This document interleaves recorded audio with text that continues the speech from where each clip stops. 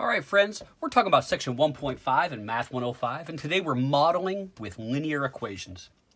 And the problem that we're going to have is you have $100 to spend on t-shirts or hats. And a shirt costs $15 and a hat costs $20.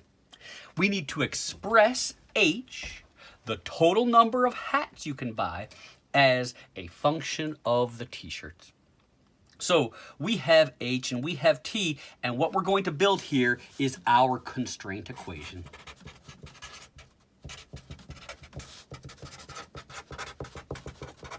And the constraint here is that $100. And so $100 is going to be equal to what? Well, I can spend that money, and then each shirt costs 15, so we can have $15 times the number of shirts we purchase, plus the hats, which cost $20 times the total number of hats. And this right here on a Michigan math test, that's probably worth 2 to 3 points if you get that correct. But this is going to be a total of a 5-point problem. We need to continue. They ask us to express H, the number of hats, as a function of T. And so H is my dependent variable and T is going to be my independent variable. I'm going to solve for H, which means I'm going to have H on one side of the equation and all the other trash on the other. So I'm going to subtract 15T to both sides.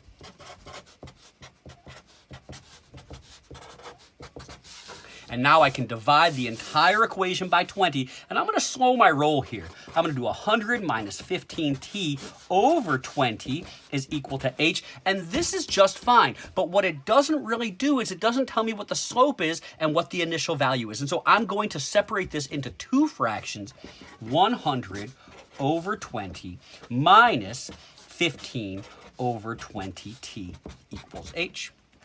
I can do a little bit of simplification that we'll have 5 minus, and I think that's going to be 3/4 t.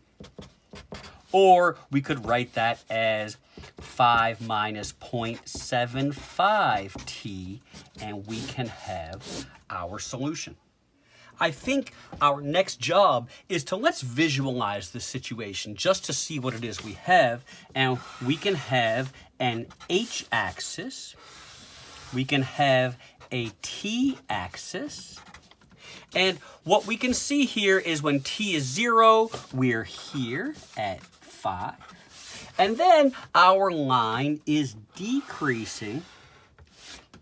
And we're going to stop here, and we don't know what this value is, but we know that we're going to be spending money. And if I have values here, we're going to have some negative value of hats, and that's just impossible. So that's the picture that we have if we had $100 to spend in our previous problem. I'm going to put 3 questions down, and let's answer them. Okay, so our first question is, what is the vertical intercept and to interpret it? And so we can see vertically, we have this intercept right here. When t equals 0, h is equal to 5. And what does that mean? When we buy 5 hats, we buy 0 t-shirts. Sweet.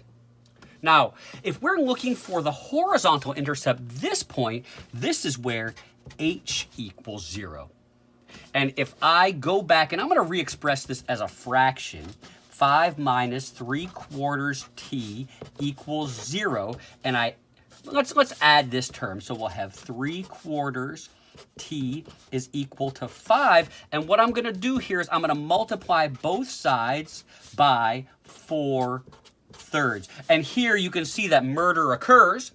T survives, and that's going to be equal to 20/3. And no reason to break out the calculators or to do decimal arithmetic here. So certainly we have t equals 20/3. And then how do we interpret that? I think in this case is when we buy 0 hats, we can purchase 23rds t-shirts. Sweet. So I know that that's not a practical number, but this is assuming we could buy parts of a t-shirt. I guess we could also say that this is around 6, right? 6 and a little bit more, but that's only if we were strictly being asked to talk about whole number arithmetic here. Now, I want to interpret the slope here.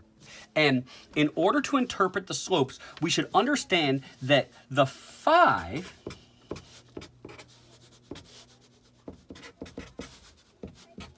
this 5 represents hats, yes? And that this whole quantity also has to represent hats. We have t-shirts here, and so the fractional quantity, that negative 0.75, has to be hats per t-shirt.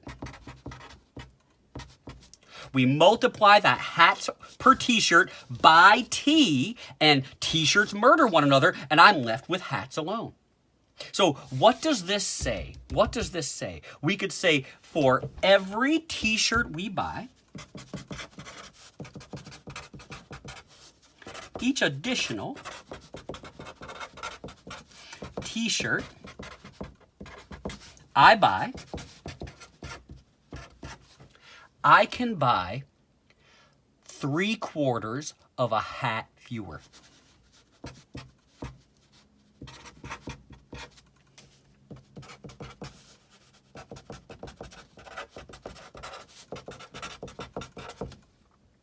And I know that that's awkward because I'm never going to buy 3/4 of a hat.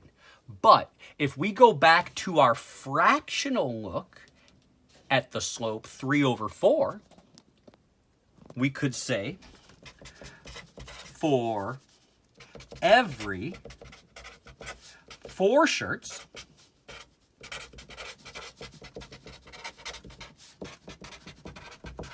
I purchase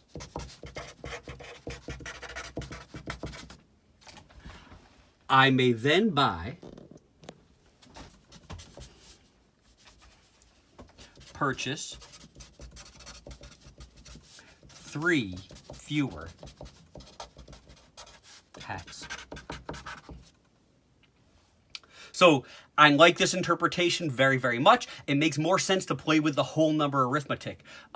We could also take that negative, and sure, we have that negative 4 or negative 3/4, right? It doesn't really matter where the negative goes. Here, I have the negative really attributed to the 3 up top, that is negative hats. I'm going to do one more interpretation for us. For every 3 additional hats, what happens? We have 4 we can buy